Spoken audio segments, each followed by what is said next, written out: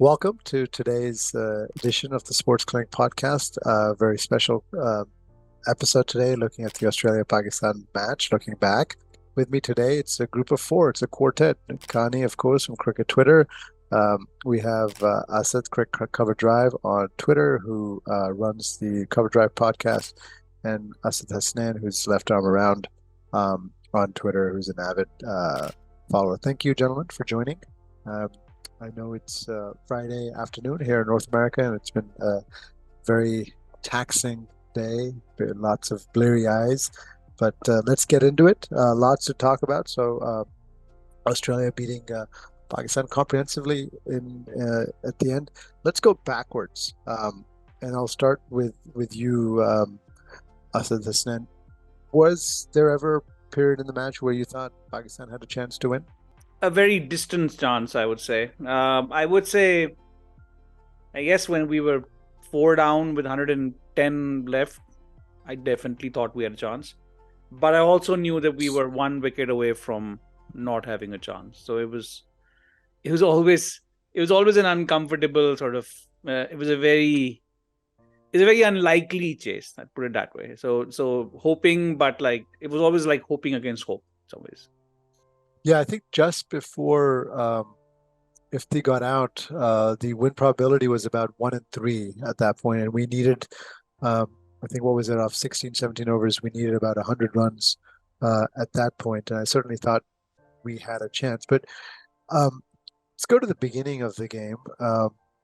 Asad, CD, where do you think, obviously the bowling took a hammering, but was there anything Babar could have done to be more proactive to stem the tide, or were they, once Warner was dropped and he got a second life, was he just going to go on a blitzkrieg? Go through the bowling for me. Obviously, at the end of the last, 10 overs or so, they brought it back. Harris and Shaheen bowled, especially Shaheen bowled really well at the end. But what about that middle over phase? Uh, Talk us through that. What could they have done different? To be honest, I feel like the middle overs, we did get a bit of a grip on things. Iftikhar and Nawaz did stem the run flow for a little bit, but I felt like every single time we started getting a bit of control during that phase, Australia would go for like a big shot and just release all that pressure. Um, I don't think there's much you could have done differently in that specific phase because obviously you have Haris Sarouf who usually operates in the middle overs, and he was getting smoked to every corner of the Chinnaswamy today.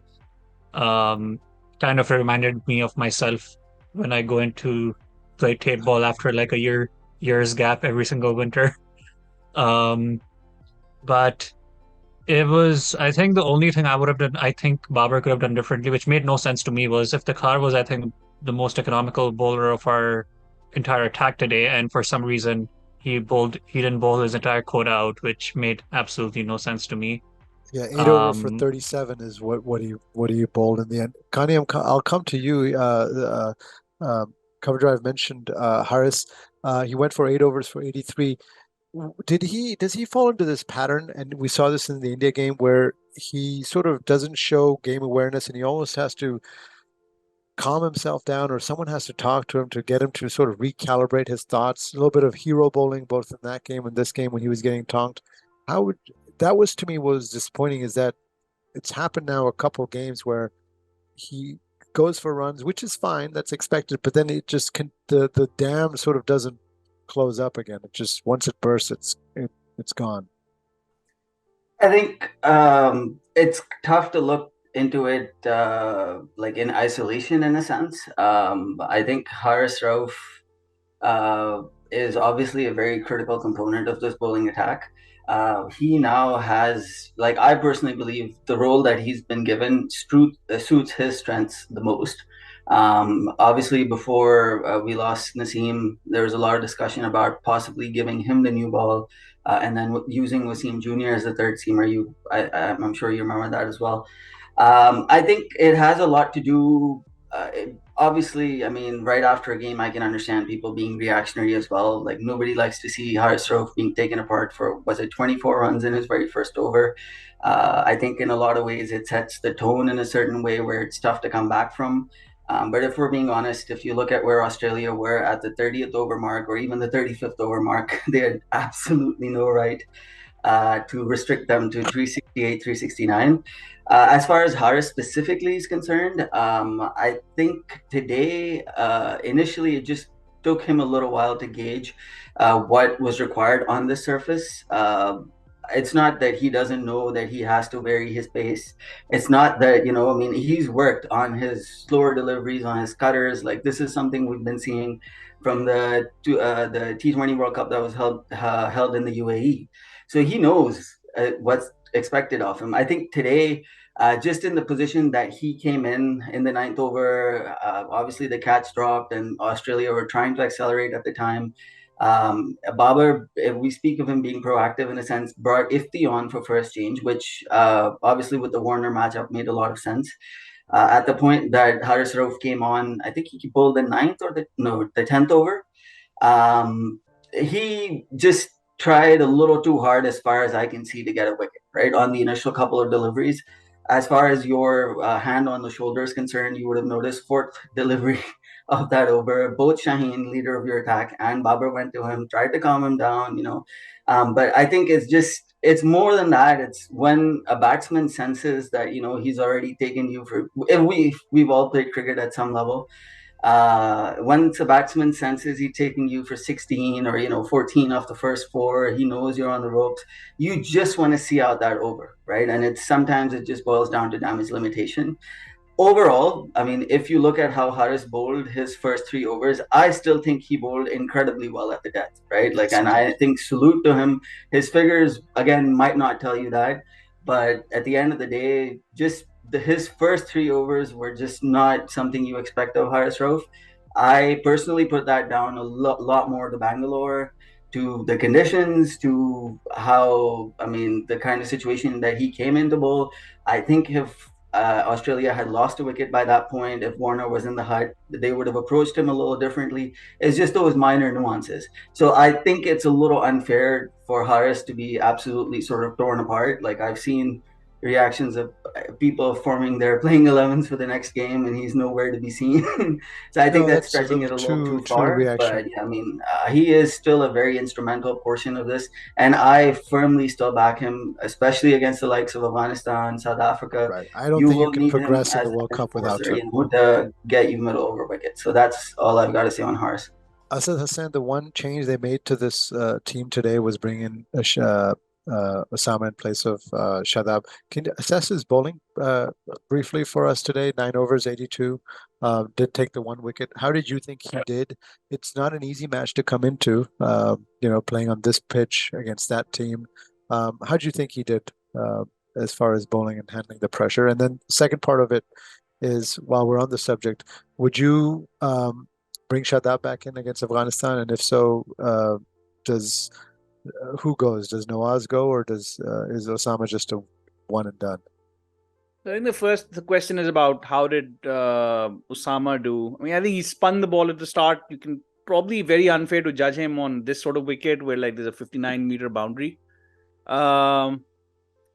It's very hard to make this decision on who to play. So I mean, wrapping up on Osama, I think he's very, very inconsistent, and he'll bowl you more wicket-taking balls compared to Shadab. He'll probably make for better viewing as someone who's starved of looking at leg spin bowling. He'll probably feel better about that. But honestly, it's a huge stretch to imagine that he's going to suddenly become like a 10 overs, 2 for 50 type of bowler. Very huge stretch to expect that. So, having said that, it would be very unfair to swap him out with Shadab in the next game.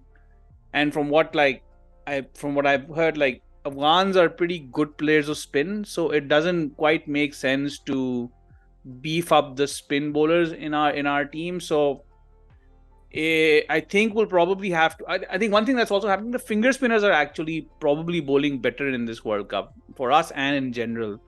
So if anything needs to be beefed up, it's just finger spinners. It would have been great to have a Brar in the squad, but he's not there. So I mean, bringing in Shadab, it's a contest between two very unideal alternatives right now. So it's For now, it just doesn't seem fair to drop him. So I'd probably keep him here, but don't expect miracles from Osama in the next game. What we did learn today is Shadab's batting. And I think they'll probably give one more game to Osama and then sort of make a judgment about how much more of an edge his bowling gives us.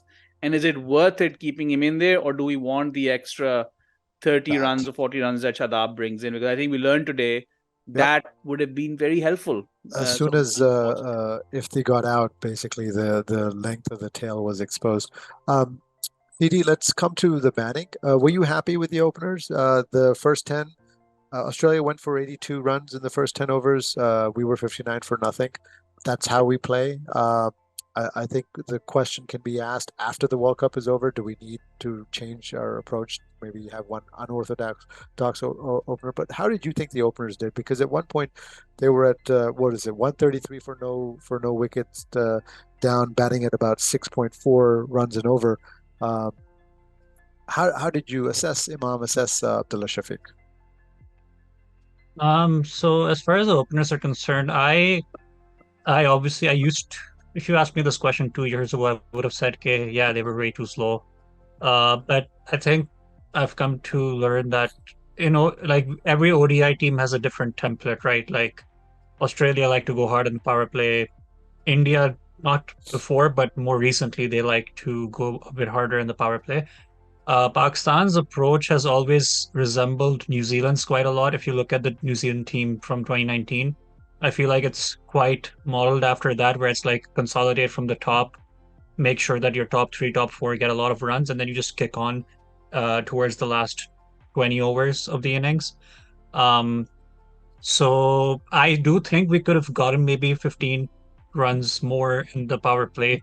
What I wasn't happy was when Zampa came on, Imam was a bit too cautious at the start. And I feel like with Imam, when I look at Imam, I'm like, you only have one job, play out the power play and take on the spinners. So like he, I, this is where like the dynamic between him and Abdullah is a bit interesting, is because usually when you had Imam and Fakhar opening, Fakhar wasn't known to be like very explosive in the power play either. Like he liked to take his time.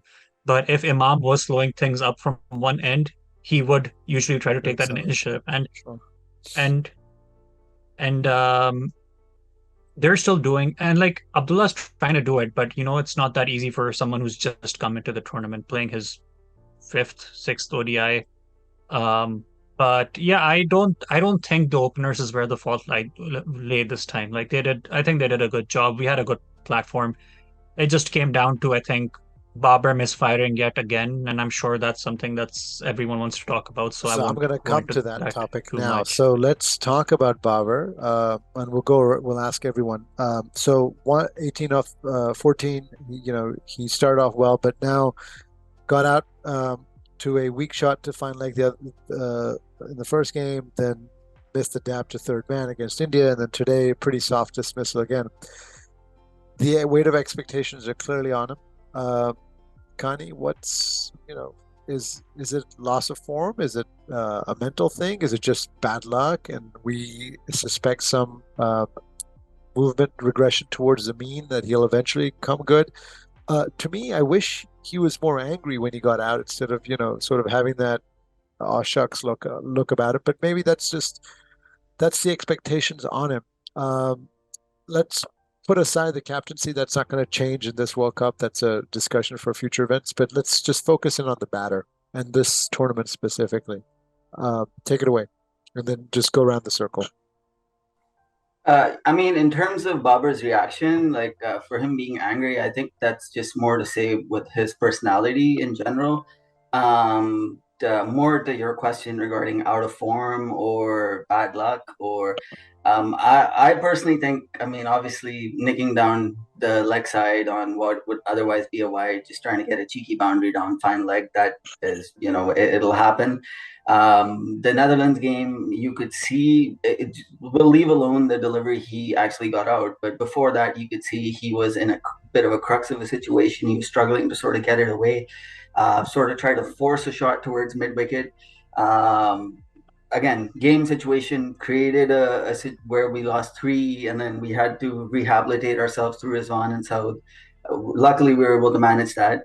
The India game, I think that's the game where pressure is the only time you could see like he was double-minded in the sense of whether he wanted to sort of assert himself, or just kind of keep ticking away, play out the 40th over, let the kind of team accelerate around him. You could sense hesitancy there. As far as today is concerned, even though the way he got out was a lot similar to the Netherlands game in a sense that he tried to pull Zampa towards mid wicket, and I mean, I thought it was a pretty decent catch from, was it Cummins who took it or Stoinis, I think. Yeah. So I mean, in that sense, I appreciate the fact that Babar had played like maybe 10 or 12 deliveries. The fact that he wanted to take on the spinner, that he wanted to eke out a boundary and over and keep it ticking, that's a different thing, right? I prefer that, and I get it that we're all here to express our opinions. Asad Bhai might have a different opinion, Siri might have a different opinion. I much prefer that to just sticking him on towards long on and letting the required run rate get from 7.5 to 8 to 8.5, because that leaves your lower order in an impossible situation. So in that sense, I appreciate the fact that he understood the target at 369. He understood that he couldn't leave it too late. So he played himself with a pretty decent strike rate today, I think close to 130. He hit from memory at least 3 boundaries or maybe 4 boundaries, I can't remember. But the way he got out, I mean, in terms of luck, I think there's a lot to say for you won't say he's double-minded. If you're going towards mid-wicket, you want to ideally, and mid-wicket is in the ring, ideally you want to go throw the kitchen sink at it and go sort of go aerial, clear the man, right? I mean, there's no reason to sort of just, and he's done the exact same shot in a sense. I know Netherlands was an off spinner in Ackerman, but in that sense, it's you can sense there's a little bit of hesitancy when the shot comes through. And I'll leave it up to these esteemed gentlemen if that's more to do with the You captaincy make a pressure. good point. Sort of, He's batting with the handbrake on. Asad Hassan, go ahead. But there is that hesitancy for sure. Yeah. Babar. I agree. Yeah. I mean, I think. Our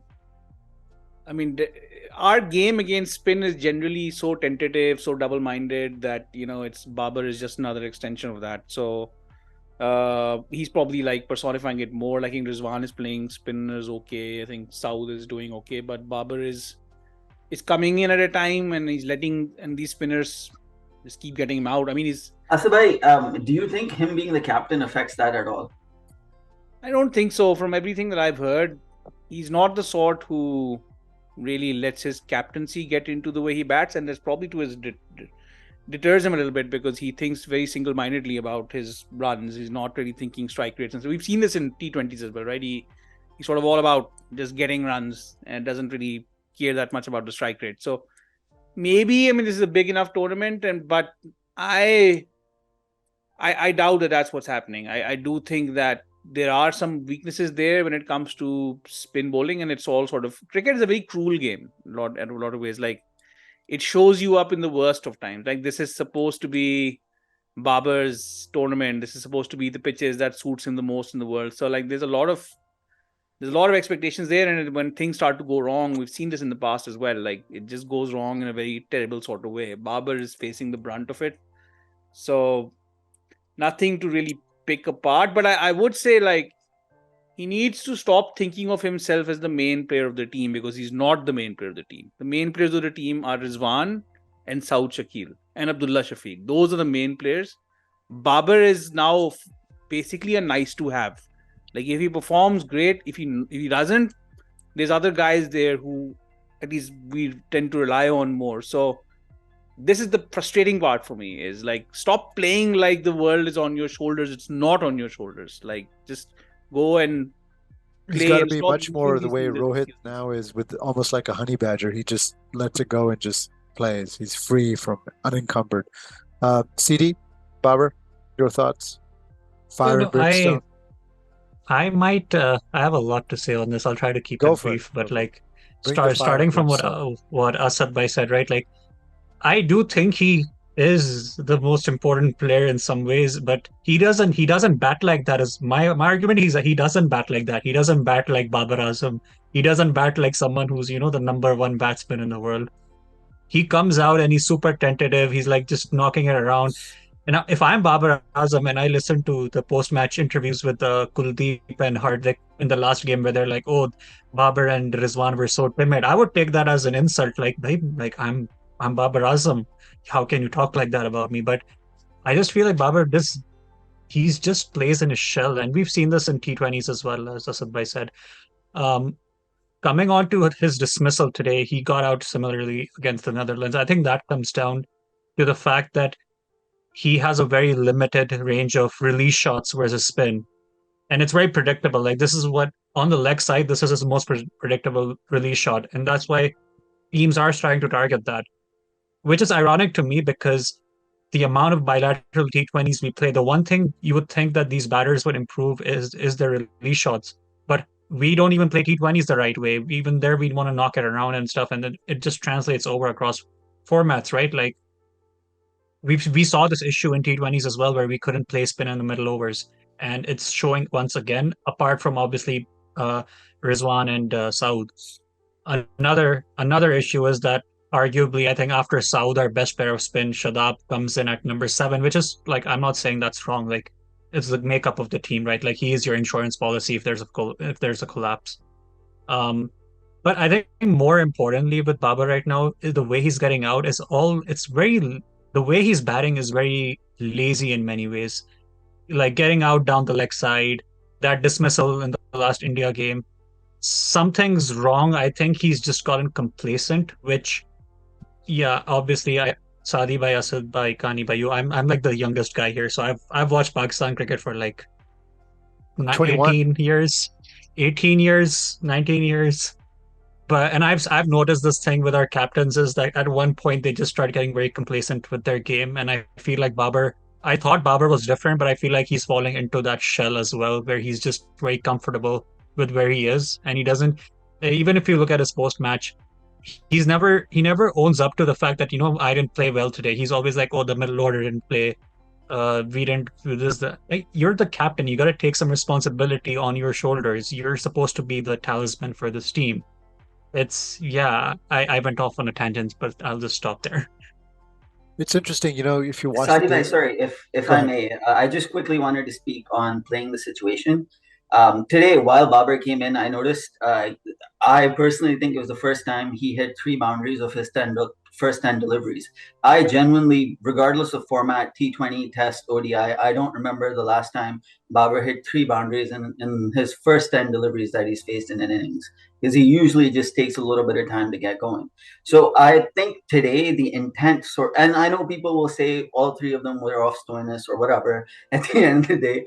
But in that sense, I think he did play the situation. He came out realizing he had to bat at a much higher strike rate than he's, let's say, normally comfortable with. So in that sense, I'll give him the credit. The way he got out, I mean, we can't say much on that anymore. No, I think go ahead.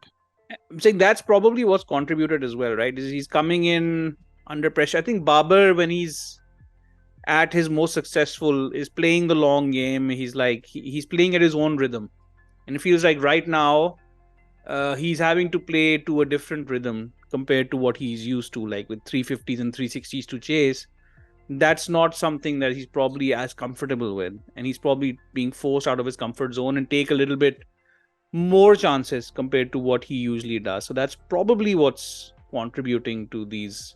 But Asad, that's a good point that you bring, that he comes in under pressure. When you have this bowling lineup now, which is not as good as we have, he's always going to come whenever he comes in, he's always going to come under the cosh, right? Because we now are a team whereby we have to either put up 300, 330, 340 to defend, or we have to chase 330, 340 because our bowling is such. So I understand what you're saying, but that's just the reality of how this tournament is. Go ahead, CD. I have a contrary point. I feel like when Babar and Rizwan were together, we needed about like 210-ish runs of 25 overs. And that was like on a flat track like Chennai with like 50-meter boundaries, you might as well be chasing this in a T20 at the National Stadium, Karachi, right? So it's the type of situation that Babar and Rizwan are known to play well. And like I'm one of their harshest critics in T20s, but that kind of a chase is always tailor made for them. So once again, it brings me back to this point which I keep talking about. Sadi bhai, we've talked about this a lot. Kani bhai, we have as well. All these runs that you score in bilateral cricket, like I feel like we've put some of our players, especially Babar, on such a pedestal based on the back of bilateral performances. But if we break it down on ICC tournaments, we've played 3 in the last 3 years, 2 Asia Cups. Babar, I think, across all the big matches in these tournaments, has 2 memorable knocks I can think of. One was against India in 2021. Yep. The other one was, I would say, I would say maybe the New Zealand semi-final, right? Now, and apart from that, the Asia Cups, both the Asia Cups, he flopped. 2021 semi-final, 39 of 36, criminal knock by all measures. Is it? I feel like people take offense to this, but if we're gonna compare Babar Azam to the Virat Kohlis of the world, the Rohit Sharmas of the world, I'm not saying he doesn't have the ability. Technically, everything he has, he's gifted with everything. But he has consistently no-shown when this team has needed him. Last year, the England final, most of the tournament, apart from the semi-final against New Zealand, he was nowhere to be seen. No, he's got to put up his big boy something pants. If you watch the David Beckham documentary, there's a piece in there where Alex Ferguson goes to Beckham's mom and he says the problem with David now is that everyone's blowing smoke up his ass. And I think that's sort of what's happened with Babar. Somebody has to go in there and light a fire up his ass and say, look, yes, you're number one, but none of that means anything unless you actually win. At the end of the day, we play to win the game, right? If you quote that Dennis Green, NFL coach, play to win the game and you play to win ICC trophies. Otherwise, none of that matters. We're not here to accumulate runs for individual brilliances. We're here to win ICC tournaments, and he hasn't done it. Let's move on from him. Let's go to Australia real quick. I was disappointed in how we approached Zampa and Stoinis. I think, again, it goes to, we've mentioned this many times, our lack of game awareness, our lack of nous. For example, we had at least 2 to 3 batters get out, playing him off the back foot when you know the ball is skidding on. It's just, once again, this happened in the India game, and people don't think we collapsed today, but if you look at the stats, I think we again lost six wickets for 36 runs. It was a very similar collapse, maybe not like India, but at some point, don't you have to question how the mental approach to the game for these players? Go ahead, Asa. Let's talk about the nous and the lack of game awareness that this team has shown now through 4 games in this World Cup. Yeah, I mean, this is a very consistent trend. The lack of game awareness is not new. I mean, we've seen it in like World T20 semi-finals, finals. We've seen it. I mean, we saw it in this game particularly. You could play out Zampa, who's only got like 3 overs left, and you lose your 3 wickets, 3 key wickets to him in his last 3 overs. So this is infuriating, maddening. It's a repeating trend. What can you say? It's like the spinner is on, your weakness is spin, but you're gonna get out in those 3 overs, trying to go on the back foot and play them that way. Ifti and Rizwan both got out on the penultimate ball of his over.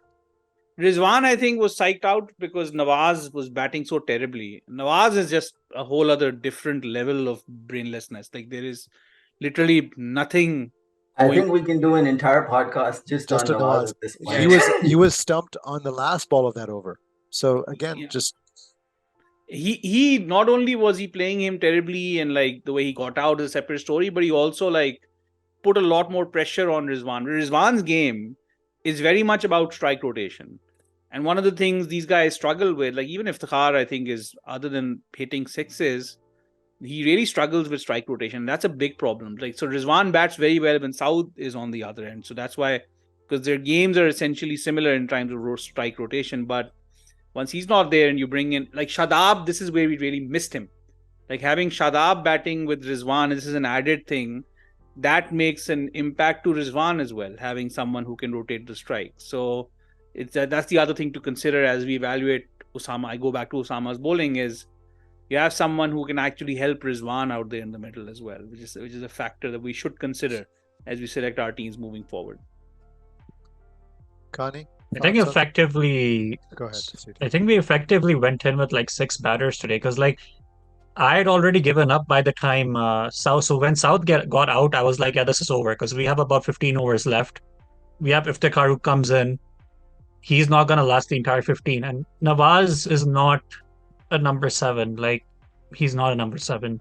So I would argue if anyone needs to get the drop, and I love Nawaz with all my heart. He's given me many memories with Quetta Gladiators. But yeah, this is not working. This isn't working now. Like, and another thing, I would like Kani Bhai to comment on this one because it might strike a chord with him. But we brought, when we selected our 15, there was a lot of debate whether you want a second wrist spinner on the in that 15, and we ended up settling on Usama Mir.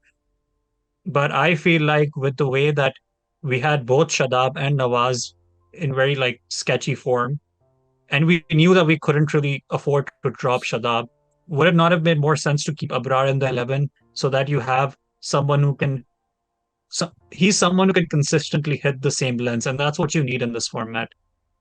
I feel like him with Shadab would do enough to where it's like he bowls out his 10 overs, Shadab bowls out about 6 to 7 depending on what kind of day he's having, and then you just get a few part-time overs in from Iftikhar. Wouldn't that have been a more potent option for us? So sorry, I wanted to start with, I guess, the game awareness. Just before we talk about Abrar and the point that CD made, Doc, I wanted to go back to what you were talking about in terms of Babar's comfort zone and the 300s and the 350s, what Asad Bhai was talking about a little while earlier, where I think he said something along the lines of he likes to play within his own rhythm. And the rhythm, I guess, that's been given to him is to the tunes of close to 8.5 runs and over, which is not necessarily something that he vibes with, let's just say.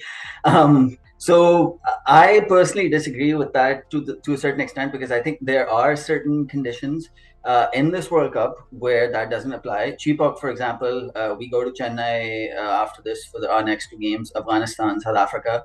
I personally see that surface as between that 50-run margin of 220 to 270, which I think plays into Babar's comfort zone, if you will, in a lot of ways. The way our bowling attack is right now, maybe you'll go for 300 there and you'll come back to me as well. But on that surface, you typically expect to keep the opposition, if you are bowling first, to between that 220 to 270. We've seen a fair few games, whether it's the South African game there, whether it was the India game there at Chennai as well against Australia. So just to go back to Asad Bhai's point, I don't think it's fair at all by any stretch of the imagination to judge Usama on this surface. I think Cheapok suits his bowling a lot more. The boundary sizes are a little bit more reasonable, for the lack of a better word to term it. I just think 52, 54-yard square boundaries are very tough to defend, especially for pace on kind of bowlers. I'll just go back to my sort of thought process, before coming into this game, why I preview thought that Australia were 70-30 favorites. Because we were coming off, obviously, that India defeat and the toil that comes with it. They were coming off the victory of a momentum of a victory against Sri Lanka, even if it's Sri Lanka. So I think that made a bit of a difference. More than that, I think Bangalore is the deciding factor in that, right? The short boundaries, true surface, and the fact that Australia is criminally comfortable playing the aerial shots. We are essentially forced to play aerial shots as release shots, right? Whether it's Imam, Abdullah, Babar, barring Rizwan, even so to a certain extent, sure, with spin, he'll take it head on. Today, couple of times he's had to come out of his comfort zone and try to hit with mid on and mid off up. He'll try to hit even the seamers up, and he'll try to be a little unconventional, try to find a boundary through fine leg, through square leg, pick the gaps, but he is not comfortable with the aerial shots. There's 2 players who, to a certain extent, you can say are comfortable with aerial shots in this 11. That's Iftikhar and that's Rizwan, right? That goes without saying. If you add Shadab to that, I think Shadab would have made a massive, massive difference here today. I think it's virtually a no-brainer at this point to have Shadab back for Nawaz in for the next game. As far as I'm concerned, Shadab is a T20 bowler, and I genuinely think even in ODIs, we should consider him a T20 bowler, use him with a 4-over quota. He has the defensive skills for it. I think if he knows that he is going to be used in that 4-over quota, the way he approaches it will be a little bit different. I personally think the pressure of being the fourth bowler for Shadab to be, in a sense, a strike bowler during the middle overs would be a lot different if you've given him a role that, okay, Osama is going to be our strike bowler for the middle overs. Right. He's going to be the one who's floating them up, trying to buy wickets. You're going to be defensive skills. This is what you made your identity on, right? So use that 4-over quota, and then between Ifti, I think, and Shadab, you can complete that 5th over quota fairly well.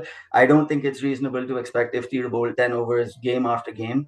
I genuinely think in most games, he bowled exceptionally well today. I think we'll all appreciate that. But in most games, off spin, just the way white ball cricket is, after the 3rd, 4th over, typically it turns to get lined up. And the way most people are comfortable towards mid-wicket, most middle orders are very right-hander friendly, so that makes a massive difference. So I'll just go back to conditions once again. I genuinely think Australia, because of how comfortable they are, I'll reiterate, Bangalore suited them a lot more. I think Chennai is comfortably in our comfort zone. Osama, I personally believe, will look like a much different bowler there. I think Shadab will also look like a much different bowler there. I think Pakistan's overall combination looks a lot different with Shadab at 7. So I'll add to that. Now, just going back to the final point that CD made around Abrar. Look, at this point, I think it becomes a little bit of a trend that whoever is not in the team is obviously at some point seen as a savior. I personally think Abrar would have been on this the best thing that I like about the World Cup format, right? That sure, I think England and New Zealand are the only ones who faced him, their test teams. But people will say there's analysts and you can watch hours and hours of footage, right? But majority of the teams, unless you come up against them again in the semifinals you'll only face them once, right? So that logic resonates with me a lot. I think Abrar, in a sense, I'm not sure if you remember Sri Lanka. I think Ajanta Mendes, initially when he broke on the scene, that mystery factor, that's something that I feel like could have made a massive difference, right? To a certain extent, I don't agree with kind of the thought process of, I personally thought Abrar should have been included prior to that Afghanistan series. Like, I don't agree with the panic button situation of after Afghanistan, after Asia Cup disaster, then you're gonna that is no way to set a player up for success, right? At a certain point, you have to build players up for success, give them a decent chance. Like, you can't just throw them in there. And it's like, I get it, the Osama drop catch, I think a lot of people will say the pressure of, in a sense, a quote unquote must win game also makes a little bit of a difference. You can't drop those at this level, absolutely. But I genuinely think Osama can. Abrar was a whole different discussion on his own, right? With the kind of control that he has. The thing that we have to understand is wrist spin will always, on any surface on God's green earth, will be more expensive than finger spin, typically, right? Because wrist spin is meant to incentivize the batsman, go after it, he'll flight it. In flighting it, at times he'll overcompensate, he'll overpitch it, sometimes he'll have to drag it back, it'll be too short. That's something that will barely ever happen to finger spinners, because finger spinners have the luxury, in a sense, 80% of their deliveries, they'll drop it where they want to drop it. Wrist spinners cannot do that by any stretch of the imagination. And I personally just want to talk about Asas Bhai's point earlier. I think the wicket-taking deliveries that Osama will bring in this quarter 15 still merits his inclusion. I think there is no justification for Nawaz being in the 11 anymore. I get the fact that Babar wants variety of all sorts. He's talked about this multiple times, that he wants a left armer, a right armer, a leg spinner, a left arm spinner, an off spinner, a little bit of everything. But at some point, you have to look at the tools that you have, what's working, and kind of work around the best way with it. Shadab at 7, what he gives to the batting, Nawaz cannot probably give, even if he tried for the next 20 years, if we're being honest, right? Shadab's spin game, I think, is probably 5 times what Nawaz's spin game is at this point. Nawaz's spin games at times seems a little non-existent, but that's a discussion for another day. So again, just a game awareness. I don't see today's. I know you referred to it as a collapse in a sense, but I just don't think it's fair to, given game situation and where the required run rate went, and how after Ifti's wicket, where Rizwan was kind of put into a shell, as Asabhai referred to, with Nawaz essentially, let's say, not turning up today. I don't see that as a collapse at all. I don't think it's concerning. The biggest positives for me today, Shaheen picking up all those wickets, Pakistan somehow magically restricting them to 367, given where they were at the 30th over. And everybody, right, in the batting unit, besides Babar, has now turned up. Every single player has turned up. So the likelihood you'd like to believe Babar will turn up at some point. I hope it's against Afghanistan. I know when it happens, people will say it's only Afghanistan, but we will need it in Chennai against Afghanistan. So I really hope when he gives us that 65 of 74 at Chepauk, we appreciate it. And he hasn't necessarily asked to be compared to a Virat Kohli or Rohit. I agree with CD. We've put him on a bit of a pedestal because we've never really had batting talents of that level. So it's a little understandable in that sense. But yeah, bowling is always gonna, is meant to win us games. Batting, like, to me, is just do bare minimum to let the bowling do its job. This is the first World Cup in as long as I've been watching cricket where I feel like that's flipped over. It's completely flipped. So I'll give you my final thoughts, and then I'll ask you three for a prediction. Are we going to make the semis? My final thought is this was a 4-pointer, and my disappointment is that at different points in the game we had a chance to win this game. Having said that, I think we make the semis if Babar goes back to his hotel room and figures out where his big boy pants are and puts those on. I'll leave it to you guys to wrap up. Go ahead, Asad Hassan. Will we make the semis, and final thoughts from today? Final thought. One thought before I talk about the semis. I actually think Nawaz is bowling decently enough. And if you look back at the performances of Shadab in the India game, you look back at the earlier stages, you even compare their economy rates. Shadab is going 7s, 8s. Nawaz is at least hovering around 6 per over. Neither of them have looked like taking wickets, so you can take that aside, but you can compare them on economy rates, and you can say finger spinners are probably doing a little bit better for us compared to so I think it would be disastrous to play both Shadab and Osama together. I think finger spinners give you a little bit more control. I also think that Iftikhar is probably the most experienced. So Iftikhar should probably be bowling his 10 over quota. We need to start thinking of him as a 10 over bowler. Unfortunately, that's where we are.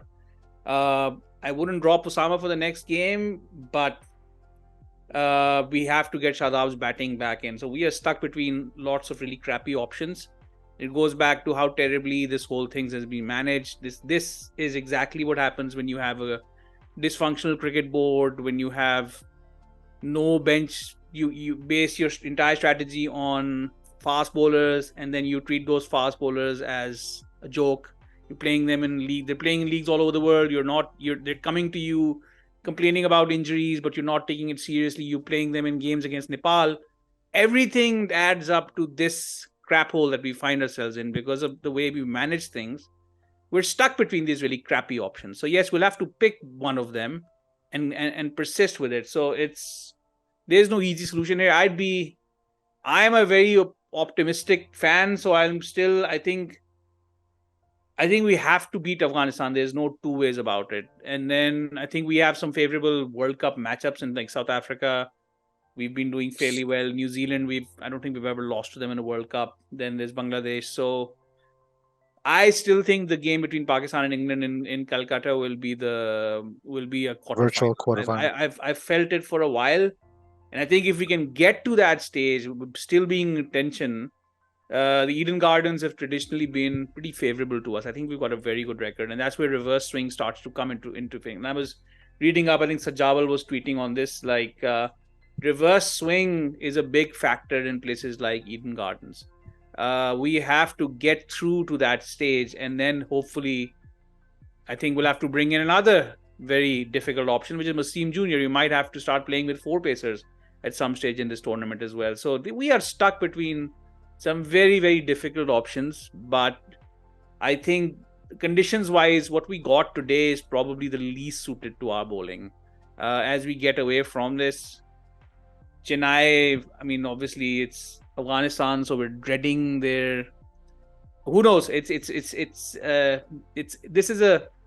If this was a T20 World Cup, I'd be very sure we'd find a way to sneak into the next round, because it's a one-day World Cup, which is now very similar. And I think Bazit was saying this. It's becoming very similar to Test cricket in some ways. Like it's more similar to Test cricket than it is to T20 cricket. So that, when I heard that, made me very nervous, because we have been terrible in Test cricket. So we are lacking some of those things, and that smartness that you need to play Test cricket, that patience that you need, that awareness that you need, we don't really have it. So that makes me nervous. Being an optimist, I'm hoping we'll still find a way. That tournament fire that we catch, I'm hoping we catch it at some stage of the next couple of games. All very good points. I do think the thing about Nawaz is unfortunately, the drum rolls and the drum beats are getting louder and louder to exclude him in the next game. And despite your good points, I wouldn't be surprised if management moves him out. Go ahead, CD, take it away. Yeah, just before I make my prediction, like adding on to Asubhai's point about the game awareness and all that, I feel like, again, that comes down to the symptom of having such a dysfunctional cricket board. You had a chairman who's tormenting my ears every single game right now, Ramiz Raja. It's like there's something is happening on the field. He's talking about something he did in 1985 with Imran Khan. And it's just a mess. I'm not going to talk about his commentary. I feel like, Sadi bhai, if you ever need an extra episode, do one on Ramiz Raja's commentary. You can speak about it for an hour. But that when we set up our FTP for this next cycle, we talk about like our preparation for this current World Cup. Our preparation for the next World Cup is going to be even worse. This is what happens when you overload your team with a bunch of useless bilateral T20s. You play like 50 every year or something. We've basically fit our entire ODI World Cup prep into the last 12 months. And even in that, we used to have a series, then we wouldn't play ODIs for 3 months, then we'd have a series. So every 3 months, we have a new crisis because someone gets injured and we realize, oh, we don't have depth for this position. So we'll bring someone new in, and there's only like 4 months left for the World Cup. And this is going to continue because that clown Ramiz Raja decided to like double down on how many T20s we play. And I think it's not even that. It's the fact that we play our best players in those T20s when they could be going into like playing longer form cricket at a domestic level, go and play county cricket, go and play the Babar Azam trophy. Our domestic season is always happening smack bang in the middle of our international season. So none of our players get that exposure either. But coming on to predictions now, these last few months have killed the optimist inside of me. Like, that Pakistani fan who thinks, yeah, just going back to how's your soccer club doing?